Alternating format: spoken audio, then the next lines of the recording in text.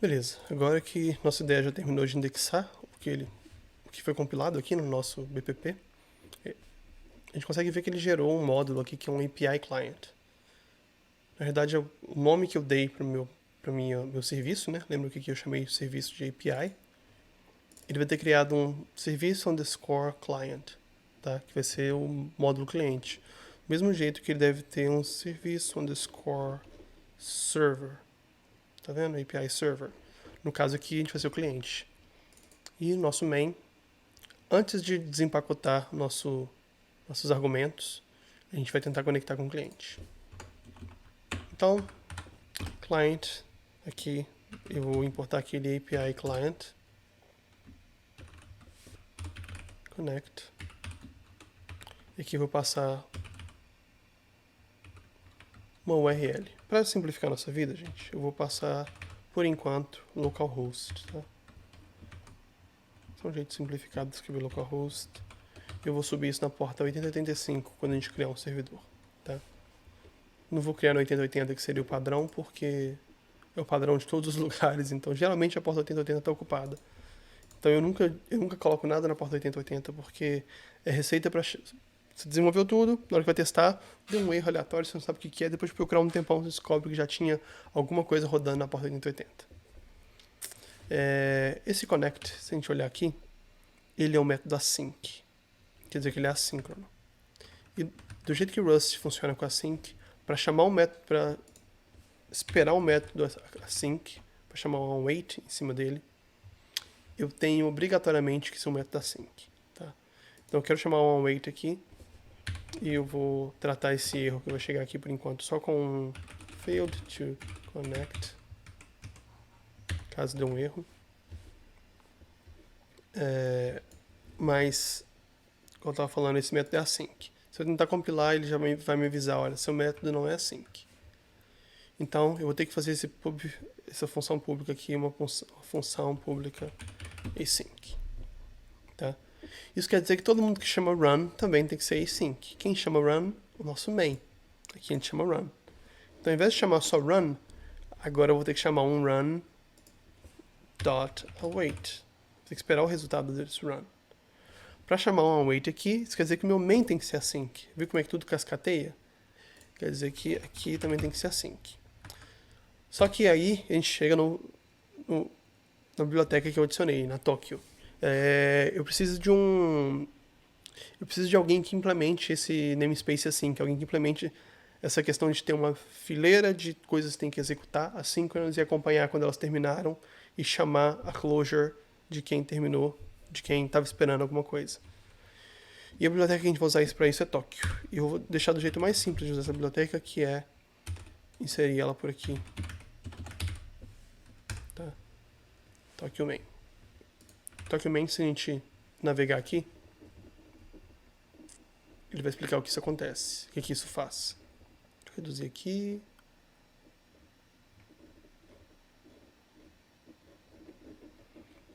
Bem, ele vai criar pra gente, resumindo aqui, uma runtime async, que vai ser essa runtime onde tudo que a gente chamar que foi async, que a gente quiser esperar, a gente vai registrar como alguém que está esperando o retorno dessa função que está executando de maneira assíncrona. Tá? E o Tokyo é a principal implementação para Rust. Pelo menos tudo que eu usei até hoje é async, Tokyo foi a minha escolha. Beleza? Com isso, a gente está conectando, mas a gente não está chamando nada ainda. Tá? Como que eu chamo alguma coisa em cima disso?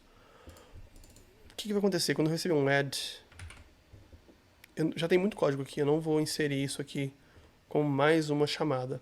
Eu vou criar um método que eu vou chamar de handle add, que vai lidar para mim com o que eu faço quando alguém chama add. Tá? E eu vou passar para esse método o meu cliente. Eu não vou entrar em detalhes em porquê que isso tem que ser mutable, tem que ser mute, mas tem que ser aceite. Quando você tentar compilar sem isso vai dar pau e ele vai te explicar o porquê.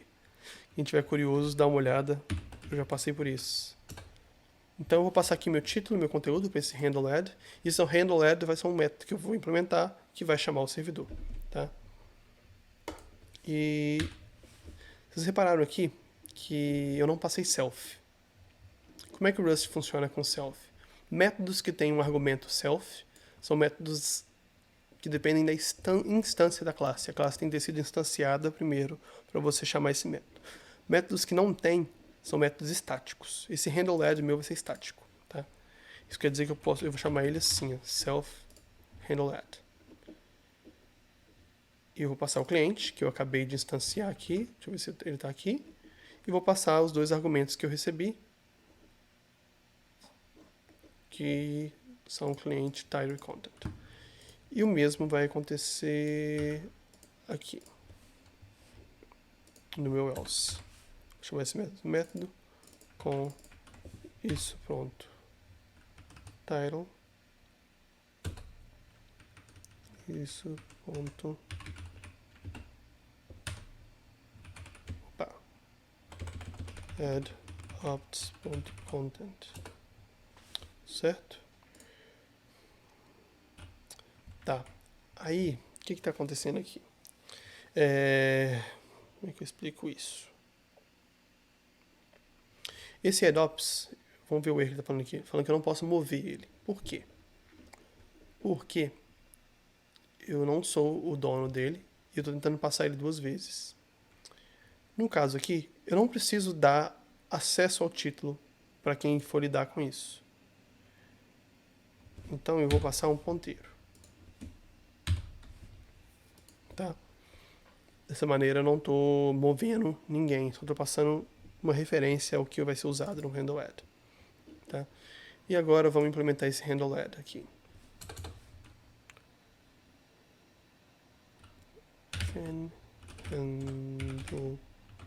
handleAdd.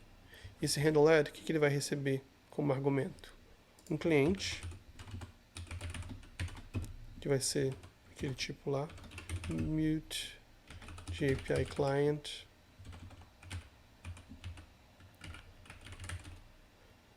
De onde que eu tirei isso? Aqui, ó. Meu cliente é um API client de channel. Tá? E vou passar só um ponteiro dele porque eu não quero ter controle dele. E eu vou receber um title,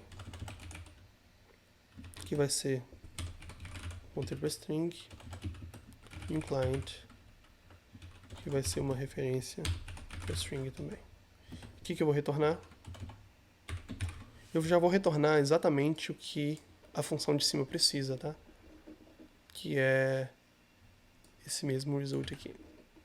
Eu não vou lidar com erros ainda, e pelo que eu estou vendo esse vídeo, vai ainda ficar para o próximo vídeo, porque já está ficando grande. Tá. Tem alguma coisa errada aqui. Estou no lugar certo para começar? Estou no lugar certo.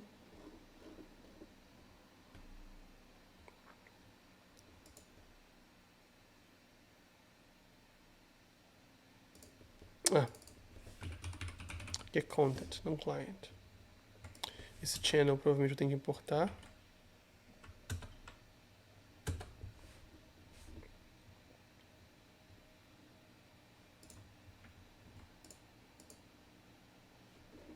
E... Ah, tá. Eu esqueci de mudar aqui.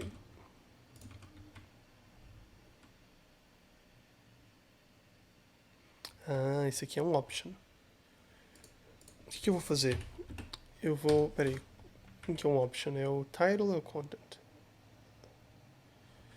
Primeiro, o title vai virar um string, porque ele é um str, que é o tipo primitivo de string.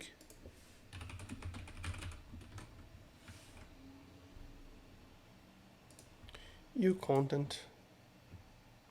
Gente, vamos simplificar isso aqui, né? Tá. Let mute title vazio, let mute content vazio. Eu vou chamar isso só uma vez, usando o princípio dry. Eu não vou ficar me repetindo um tanto de vezes. Isso aqui eu vou ter que ter inicializado lá em cima.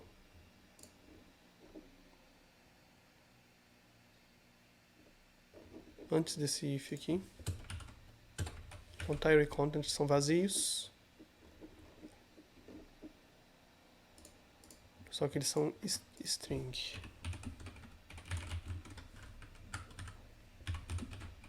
Não str. Title, content são strings. E aqui eu vou copiar esse código aqui porque eu vou chamar isso uma vez só no final. Então aqui, no caso de sucesso aqui,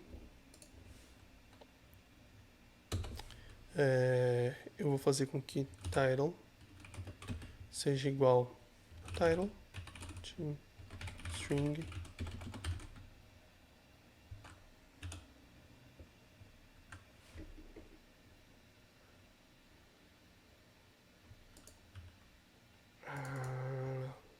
o nome está igual.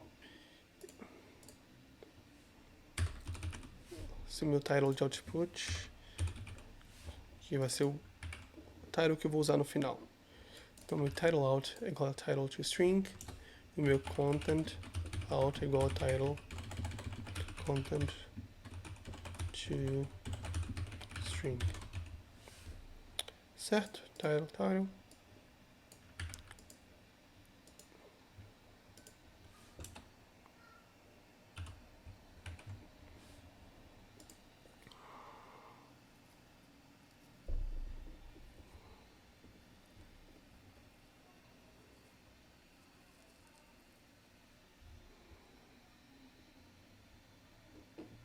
Isso.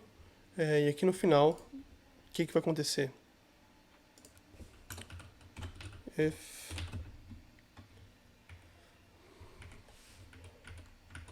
eu vou melhorar isso mais ainda. Isso vai ser um option.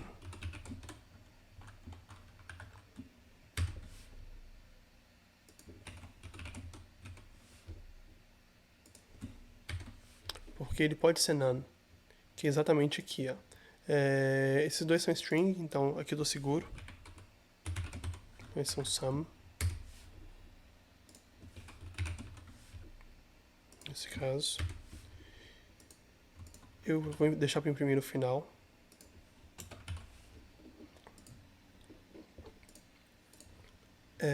Sum.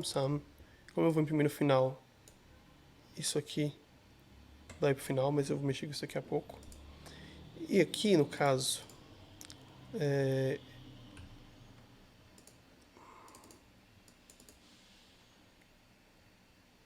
nesse caso aqui, eu tenho opts. Add opts.title, já é um option. E eu preciso clonar isso, porque eu preciso fazer uma cópia dele. Mesma coisa aqui, add opts.content clone. Então, esses dois aqui que estão vindo de argopts, se a gente navegar aqui, a gente vai ver que eles já são opcionais, tá vendo? Então, eu não preciso colocar um sum na frente deles. E aqui no add, o que eu vou fazer? Se title out is sum and content out is sum. Então, só se ambos foram setados, aí sim eu vou chamar o handle add, passando title out unwrap. Unwrap vai tirar ele do sum. E eu posso fazer isso porque eu acabei de testar que ele realmente existe. E content out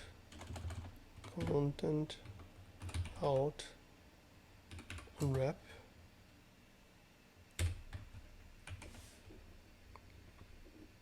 De que ele está reclamando? Gente, if não precisa de parênteses, né? De que ele está reclamando aqui?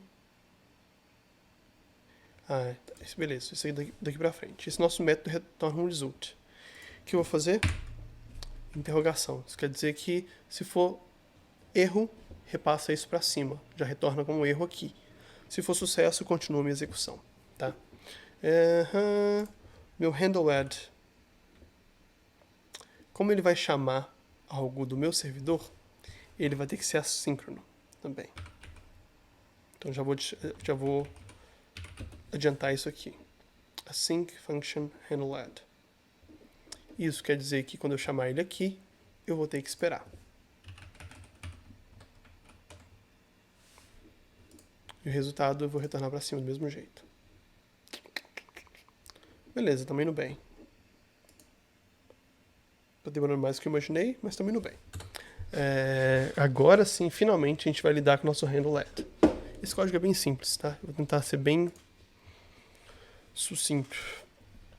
Eu tenho que definir um request e eu tenho que lidar com o response. Só isso, tá?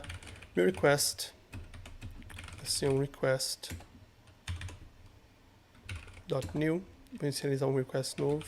E ele é daquele tipo que eu criei lá, um add request. Se vocês olharem lá no minha definição, um add request tem título e conteúdo. Ele vai ser um add request. Ele já vai me falar aqui que está faltando alguma coisa. Ele já vai me dizer quais são os campos que eu precisaria ter colocado. Preciso colocar um título e preciso colocar um conteúdo. Título. É título? Não, na realidade não.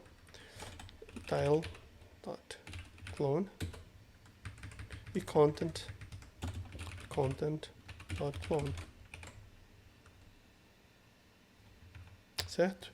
E ele está falhando aqui, porque provavelmente está faltando algum parênteses em algum lugar.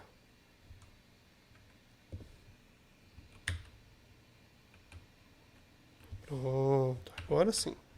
Esse é meu request, que eu vou mandar para o servidor. E meu response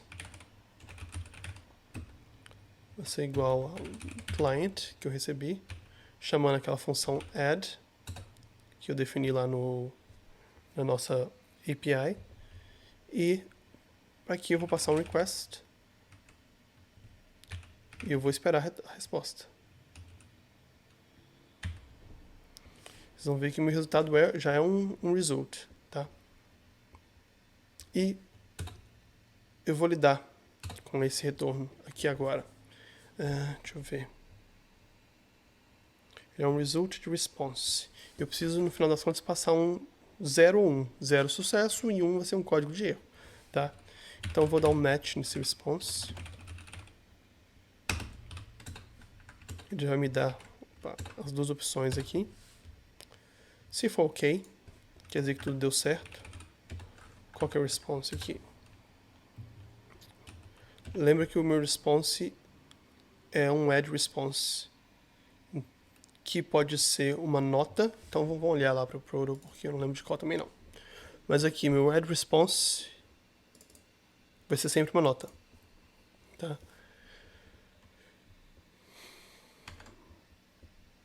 Se ele falhou, ele vai me retornar um erro. Então, response.intoInner, para eu pegar o resultado de dentro. Vocês vão reparar que o protobuf, mesmo quando eu falei que não era opcional, ele me retornou um opcional. Eu não sei por que isso foi feito assim, foi implementado assim. Porque eu não defini aqui que meu add retorno era opcional. Mas toda vez que eu um objeto, que não é um tipo primitivo, ele vai me dar um opcional. E não tem muita coisa o que fazer, tá?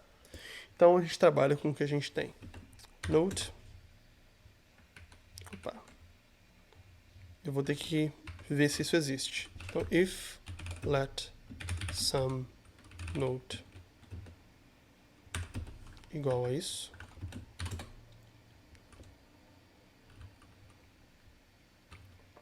Se existe, eu vou retornar ok com 0, que é sucesso. Se não existe, eu vou retornar ok com 1, que é erro. Que é erro não, né? Que é um resultado inválido. Porque o erro mesmo, que é uma exceção, a gente vai lidar aqui atrás, aqui no nosso canal de erro. Tá? Mas aqui, se por acaso de algum jeito chegou um request sem nota, depois de adicionar, trata isso como um erro. Não é esperado não, porque eu não defini esse objeto como opcional, mas vai que, né? A gente tem que lidar. O Rust não deixa a gente seguir em frente se a gente não lidar com todos os tipos de retorno. E eu vou avisar o usuário que essa nota foi inserida com sucesso. Note added. E eu vou passar para o usuário qual que é o ID da nota. Vai ser...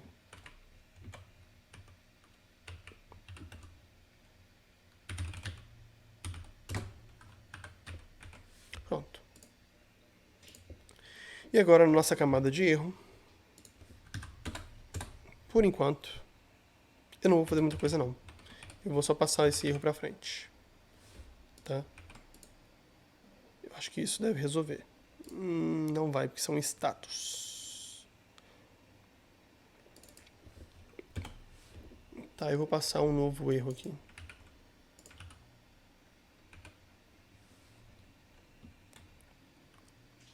Porque não vai dar tempo de a gente implementar nosso erro hoje. Tá? Se eu não estou lidando com erro, eu posso mudar esse código aqui. Eu posso...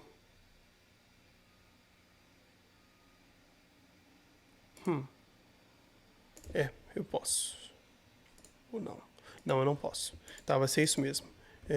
Eu vou repassar esse BPP, se ela erro, que é um enum. Aqui. E não tem nenhuma opção. Para eu passar um erro aqui, eu tenho que ter uma opção. Vamos dar uma opção de erro aqui, para a gente já começar a implementar nosso erro. Eu vou falar que isso aqui foi... Desculpa. Failed to add note. Esse foi vai ser nosso primeiro tipo de erro. Tá, para a gente começar a lidar com erros. Failed to add note. Pronto. Então, em resumo, quando eu recebi um comando add, antes disso, quando eu recebi qualquer comando, eu sei que eu vou ter que conectar com o servidor, eu já conecto com o servidor de cara, e se deu falha, a gente vai retornar para o usuário daqui a pouco um código de erro. Por enquanto, vai explodir com erro. Depois, se o comando foi add, a gente vai lidar com o comando, e depois, no final das contas, a gente vai chamar esse método handleAdd, passando para ele o título e o conteúdo, e esperando o resultado. Lá dentro desse handleAdd a gente já está imprimindo, então eu vou remover esse print daqui. Aqui dentro do handleAdd a gente tem nossa request sendo construído, enviado para o servidor, e a gente está lidando com a resposta e retornando o erro no final para o usuário e imprimindo para ele sucesso, no caso sucesso. E a gente vai lidar com o erro daqui a pouco, tá? No próximo vídeo, provavelmente. Beleza? Nossa, foi muita coisa para o vídeo de hoje. Achei que isso ia ser mais rápido. Então é isso, galera. Nosso segundo passo está feito. A gente tem uma API definida em Protobuf. A gente tem um código para compilar essa API e gerar um código Rust. E a gente já tem um cliente interagindo com essa API. No próximo vídeo, a gente vai finalmente lidar com esses erros, organizar esses erros de uma maneira um pouco mais inteligente. E a gente vai começar a pensar no nosso servidor. Beleza? Muito obrigado por terem acompanhado até aqui. Se tiverem dúvidas, se tiverem dicas, só comentar aqui embaixo. Dá uma curtida no vídeo para dar uma moral. E o código final, com essa implementação também do handle remove e handle search, vai estar no meu GitHub em breve, tá? Eu deixo o link na descrição. Abraço para vocês e vamos programar.